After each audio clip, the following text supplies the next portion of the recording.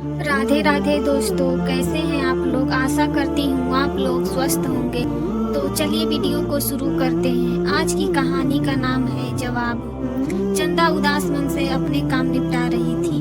आंखों से आंसू भी गिरे जा रहे थे। बस अपने पल्लू से उन्हें पोंछे जा रही थी और काम किए जा रही थी। घर में थोड़ी देर पहले ही तो हंगामा हुआ था। जो भी उत्सव था वह ठंडा हो चुका था। कितना मन था कि उसका आज रविवार है और अपने पति आयुष के साथ बाहर घूमने जाएगी। 2-3 दिन पहले से दोनों पति पत्नी बस यही प्लानिंग कर रहे थे कि रविवार के दिन छुट्टी है, मूवी देखने जाएंगे, फिर बाहर घूमकर बाहर ही खाना खाकर वापस आ जाएंगे। आखिर शादी को ज्यादा भी तो वक्त नहीं हुआ था, लेकिन भूल गए थे कि कुछ लोग ऐसे ही हैं जिनको पति पत्नी अकेले बाहर जाते हुए पसंद नहीं आती, या यूं कहें कि घर की खुशी उन लोगों को रास नहीं आती। अपने घर के लड़कों की शादी में खूब चटक मटक कर नाच लेंगे, लेकिन उसके बाद की जिम्मेदारी है कभी नहीं देना पसंद करेंगे। ऐसे लोगों का बस चले तो स्टेज पर भी लड़कों को अपनी पत्नी के साथ बैठने न दे। अक्सर घरों में यह काम सास करती है, पर यहाँ तो ननद है, वह भी कुंवारी। आयुष की छोटी बहन रेखा आयुष से 3 साल छोटी है, लेकिन आयुष की भी अम्मा बनी बैठी है। अपनी भाभी पर हुक्म तो ऐसे चलाती है जैसे कहीं उनकी सासू है। कब किस बात को पकड़ कर बैठ जाए पता ही नहीं चलता, और उनके बाद घर की शांति भंग हो जाती है। सासू माँ तो यह कहकर पल्ला झाड़ लेती है कि बच्ची है जाने दो। हाँ, कभी कभी यह नहीं कहती कि बेटा तू गलत करती है। अपनी भाभी को ऐसे कैसे बात कर सकती है। सबसे बड़ी हैरानी तो चंदा को यह होती है कि आयुष उससे कुछ नहीं कहता। माता पिता सच में खुद ही अपने बच्चों को दबाना शुरू कर देते हैं, और यही आयुष के साथ हो रहा था। खुद तो सहन करता ही रहता था, साथ ही साथ चंदा को भी जबरदस्ती सहन करना पड़ रहा था। आज जैसे ही उसे पता चला कि आयुष और चंदा आज घूमने जाने वाले हैं, बस इसी बात का हंगामा कर दिया। किससे पूछकर जा रहे हैं आप लोग घूमने के लिए? बैठे बिठाई अपनी खिचड़ी पका लेते हो आप लोग, और संडे का दिन है तो परिवार के साथ भी तो समय बिताया करो। शादी के बाद क्या आप लोगों की जिम्मेदारी नहीं है? बस मुंह उठाए और बाहर जाने को तैयार हो गए।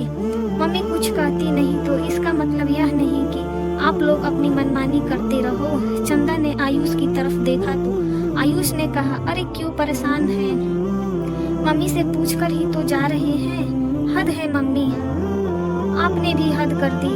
बस जाने को तैयार हो गए। उनकी इच्छा नहीं करती कि रविवार के दिन कम से कम तुम और उनके साथ बैठकर बातें करो। भैया बीबी आई नहीं कि माँ को एक तरफ कर दिया, और कब पूछा माँ से कि तुमने मम्मी को अभी सुबह जाने से पहले प्लानिंग तो 2 दिन पहले से ही चल रही होगी तुम लोगों की। रेखा को बहस करते देखकर सासू माँ ने कहा, अरे वो तो इजाजत दी थी उन लोगों को जानने को क्यों बहस कर रही है? जाने दो, ऐसे कैसे जाने दे तू मम्मी? जब मनमानी करने लग जाएंगे, कोई कुछ नहीं कहता तो सर पर चढ़कर नाचेंगे। अभी तो मैं घर पर हूँ तो यह हाल है, शादी होकर ससुराल चली जाऊंगी तो तुमको पूछेंगे भी नहीं। मेरी मम्मी की इस घर में क्या इज्जत रहेगी? कोई कहीं नहीं जाएगा। बस मेरी लाडो सुन, मुझे कुछ नहीं सुनना, बस कह दिया न, कोई नहीं जाएगा। दंदनाती हुई रेखा अपने कमरे में चली गई। सासू माँ ने लाचारगी के साथ आयुष की तरफ देखा। आयुष ने अपनी लाचारी के साथ चंदा की तरफ देखा। चंदा को गुस्सा तो बहुत आया, पर कुछ कह ना पाई। आखिर प्रोग्राम कैंसिल हो गया। प्रोग्राम कैंसिल करवा कर ही हाल में आकर टीवी चालू करके देखने लग गई, जैसे कुछ हुआ ही ना हो। आयुष सासू माँ के साथ उनके कमरे में ही बैठा रहा। यहाँ चंदा उदास मन से अपना काम निपटा रही थी। अभी छत पर से कपड़े उतार कर अपने कमरे में ले आई ही थी कि देखा कि मोबाइल पर उसके मायके की उसकी छोटी बहन सालू का फोन आ रहा है। उसने कपड़े एक तरफ फटाफट रखकर सालू का फोन रिसीव किया। उधर से सालू की आवाज में थोड़ी घबराहट सी महसूस हुई। क्या हुआ सालू, इस बात से घबराई क्यों हो? चंदा ने परेशान होकर पूछा। दीदी मम्मी अचानक से बेहोश होकर गिर गई हैं। घर में कोई नहीं है, जैसे तैसे पड़ोस वाली आंटी की मदद से मैं मम्मी को अस्पताल लेकर आई हूँ। भैया भी पापा भी भैया के पास मुंबई गए हैं, मैं अकेली हूँ, प्लीज आप आ जाओ। सालू ने रोते हुए चंदा से कहा। तू फिक्र ना कर, मैं अभी आती हूँ, कहकर चंदा ने फोन काट दिया। उसने सासू माँ के कमरे में जाकर आयुष को सब कुछ बताया तो सासू माँ ने उन्हें फटाफट से निकलने के लिए कहा। आयुष और चंदा फटाफट वहाँ से निकलने को तैयार हुए और बाहर हाल में आए तो उन दोनों को बाहर जाता देखकर रेखा ने कहा, कहाँ जा रहे हो आप लोग? मैंने कहा था ना कोई कहीं नहीं जाएगा, फिर भी समझ नहीं आया आप लोगों को इतने में। सासू माँ कहा, अरे चंदा की मम्मी की तबीयत अचानक खराब हो गई है, वह अस्पताल में है, तो इन लोगों को जाना ही चाहिए। अच्छा सच में? अचानक कैसे तबीयत खराब हुई? कहीं घूमने के लिए तो झूठ नहीं बोल रहे हो? यह लोग मम्मी आप तो सीधी साधी रहने दीजिए, यह सब नाटक है, यह लोग आज तो कहीं नहीं जाएंगे।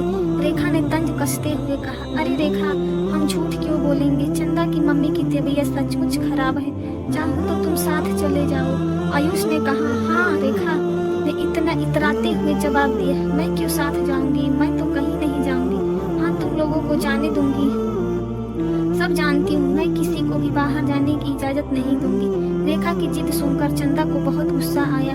उसने इस समय कहा, आपसे इजाजत कौन मांग रहा है, जबरदस्ती अपनी नाक अड़ा रही हूँ हर चीज में और हर चीजों के लिए मैं फिर भी बर्दाश्त कर लूंगी, पर खबरदार जो मेरी मम्मी की तबीयत के लिए कुछ भी कहा।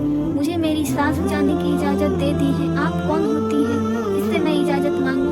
ननद है, ननद बनकर रहिए, मेरी सास बनने की कोशिश मत कीजिए, कहकर चंदा घर से बाहर निकल गई। आयुष उसके पीछे पीछे रवाना हो गया। रेखा ने गुस्से में मम्मी की तरफ देखा और कहा, मम्मी देखा किस तरह से नाच कर गई आपकी बहू, आपके रहते यह हाल है तो मुझे तो इसके बाद पूछेगी भी नहीं। उसकी बात सुनकर सासू माँ ने गहरी सांस भरते हुए कहा, सही कहा बेटा, जब तक मैं हूँ तब तक ही तेरा मायका है, अगर यही हाल रहा तो मेरे जाने के बाद भी कुछ नहीं रहेगा, ऐसा स्वभाव भी अच्छा नहीं, अपना ही बैरी बन जाएंगे। ननद है, ननद बनकर ही रह, सास बनने की कोशिश क्यों कर रही है, कहकर सासू माँ अपने कमरे में चली गई और चंदा और ननद पीछे बुनबुनाती रह गई। ननद तो न सुधरी, पर चंदा ने उसके बाद जवाब देना सीख लिया था, और सबसे बड़ी बात सासू माँ और आयुष अब उन दोनों को सहने की जरूरत नहीं थी। दोस्तों यह कहानी आपको कैसी लगी? प्लीज वीडियो को लाइक शेयर सब्सक्राइब